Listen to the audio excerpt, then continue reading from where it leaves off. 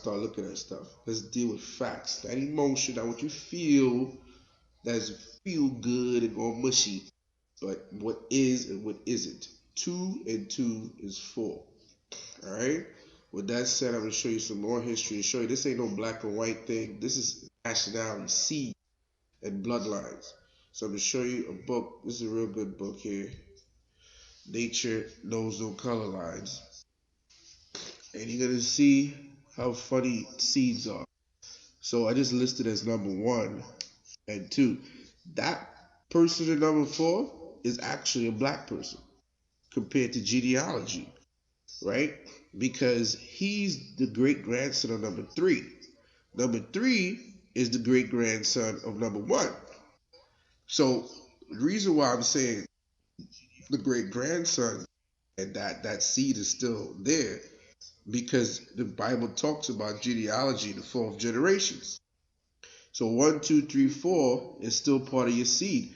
If this number 4 makes a child, and he makes a child a white woman, that's now he's going into a different bloodline because he's actually changing the composition of his seed. His seed is stretched out as much as you can. So he doesn't have, he's the last of any black genetics, right? And just to show you how funny how genetics even go back, because you'll look at that guy and think he's white. That's a black man based off genealogy, based off his seed. See what I'm saying? And that's the great grandson of Hannibal. Sorry, it's so hard to read that. Pushkin, great grandson of Hannibal, right? So that white guy, he's Mark, or I should say brother, because that's what he is. Marquez of Milford. So he's the great grandson of number 3. To show you that this ain't a black and white thing, because if we were to do nationality, number 4 would be a Hebrew, because it goes by genealogy, it goes by the seed.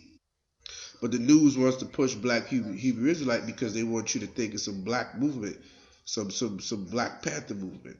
That's how they fool people. And it's going to show you in the book of Job, Job 42 and 16. After this lived Job at 140 years, and he saw his son and his sons, even 4 generations. And then he died. So basically, those 4 generations, that's called a generation block, right? That's basically how far your seed goes in terms of keeping it in terms of genealogy of bloodline. And after that, it goes into whatever soil you put it in. Okay? So as we jump in on that, we're going to jump and switch gears into white supremacy, because again, you can't speak about black history without white supremacy. So we're going to get the concepts of where black, white, green, purple, brown came from. And you're going to start to see how a lot of these labels were given to us by men in history that's questionable. Just watch this clip for a second. White people did not exist before 1681. Again, white people did not exist on planet Earth until 1681. Number 2, any claim that this group called white people, any claim that that group is rooted in biology or derived from genes or biology or is innate or is from nature is a lie. Third and final point. As a matter of foundational law, actually, let me say it this way. White supremacy has been embedded in the United States of America from its founding, embedded with the presumption of its superiority. The other thing to note about the invention of white people and the meaning of white that this history reveals is that white constituted the center of patriarchal power. And we see that most clearly through anti-miscegenation law and specifically through its law called naturalization law. Naturalization law provides the process by which one who is not born in a country can become a citizen. The first Congress of the United States determined 1790 that in order to become a naturalized citizen of this new republic called the United States of America, One had to be white. This was valid law in the United States until 1952. You had to be white to be a U.S. citizen. 1950. So basically, she goes in to show you the definition where white came, the premise. But even in 1681, that was a new terminology to describe a sected society. These men really pushed this narrative and brought it into census and government and institutions and applications. Right? These men are the forerunners of white supremacy. So Johann Friedrich Blumenbach, right? He was a German physician, naturalist, philologist. Can't even talk today. I feel so sick. Um, Anthropologist, and one of the first to explore the study of mankind as an aspect of natural history. So he basically said to himself, okay, I found out who black people are, I found out who white people are. And he started coming with classifications, right? And you read a lot of his work, you're gonna see that he basically said white people comes from the Mediterranean Sea and from Caucasus Mountains. That's why they call Caucasian. And white race, yellow race, Mongolia. I know such thing as yellow. Brown, Asia Pacific, which is so silly because how you gonna call Southeast Asians brown when Southeast Asia is part of China, but you call them yellow? Anyway, Ethiopians black, and included the sub-Saharan Africans, right? Then he called the American or red race American Indians, but now everyone is black, like if everyone is Ethiopian, right? This is the silliness that caused these colors, and they want you hung up on color so you wouldn't focus on nationality, because nationality deals with seed. This brother here, this guy here, he took on the work and took it mainstream even stronger. Houston Stewart Chamberlain, right? And when you read his work, he was pushing this white superiority and that how white people basically um, were the first people on earth and all kinds of stuff. And if you read the bottom, he was later he was later an influence of anti-Semitism of the Nazi radical policy, right? So this is where a lot of these, white supremacists, skinheads, whatever you want to call them, this is where the stem for white supremacy came from, right? This is like birth, but it started in 1681. Then it took on a different shape in 1854. Then it came to the forefront in the 1920s. And now everyone calls themselves black, white, yellow, green, purple. And it was these men that was pushing this narrative. And they were canceling out tribes. And I'm going to show you a book. I want you to see the price of this and why they were doing what they were doing. See, everything has a reason behind it, right? So this book right here is called 103 Amazing Facts About the Black Indian in Western Hemisphere. So let's see how much this book goes for. $250,000. Goddamn. The average black man ain't got $250 to pay his goddamn car insurance. So who buying this book? Not a goddamn person, I tell you that right now.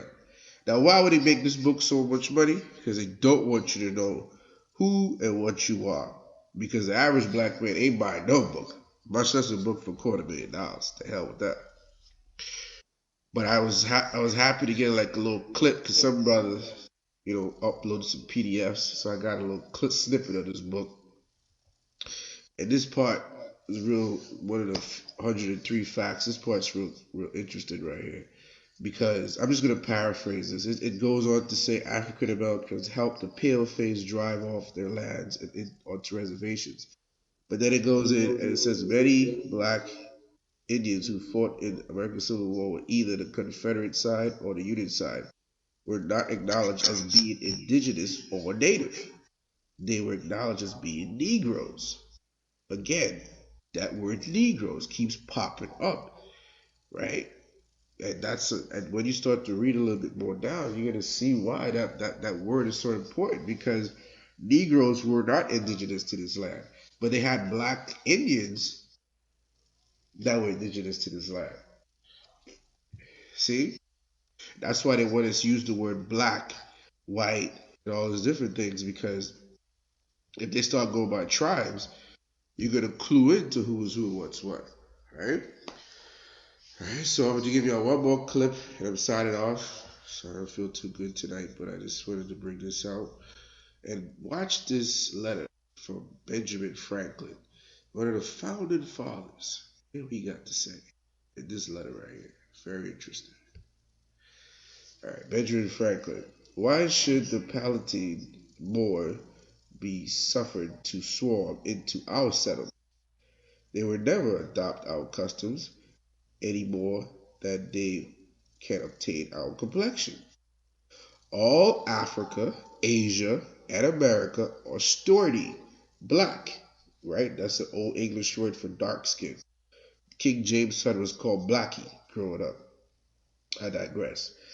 So all of the Africans, Asians, Americans are sturdy, black. Russia, Italy, Spain, France, Swedes, and the Germans are black. The principal whites are made up of the Saxons and the English. You know when we say Saxons, not Anglo-Saxons. There's a reason why he said that. The Scots, Welsh, and Irish are not Saxons or English. When Benjamin Franklin writes this essay in 1751, the black German king, King George II, is sitting on the throne in England, right? Isn't that crazy? I read that probably like 6 different times because I'm like, wow. To let you know these people are sitting on history and they know what it is from the 1700s and they suppressed that history all throughout now. And you're now getting a chance to dig up and find it and pay $1,000 on books and but to let you know that they knew black people were ruling Europe. They knew it. They knew. And that black king, King George, was a wicked king because he hunted down a lot of Israelites and killed them. Because again, he was like a very mulatto, light skinned king. And he hated black people when you read up on his history. That's why him and Benjamin Franklin was sharing essays and notes to one another. Anyway, that's all I got for tonight. I hope you guys learned something. Like, share, whatever the case is, comment. Any feedback is good. It helps boost the algorithms so more people see the video. That's how Facebook goes off of algorithms. So, you don't have to like, you don't have to even look at it. It's up to you. I just put this out here for people to learn something. As I learn, I pass the information on. That's just the order of life. You're not supposed to keep stuff to yourself. You know what I'm saying? You're supposed to pass it on as somebody will pass it on to you. Right? That's the chain of life. So with that said, man, hope you enjoy your weekend. Hope you enjoy your time with your family. If you gotta work, that sucks. Still keep your head up. Keep doing what you're doing. Love those who love you. Take care of yourself. All praise to the Most High Power. Barakatah Yahweh Shai. Shalom. Peace and blessings to y'all. Love y'all.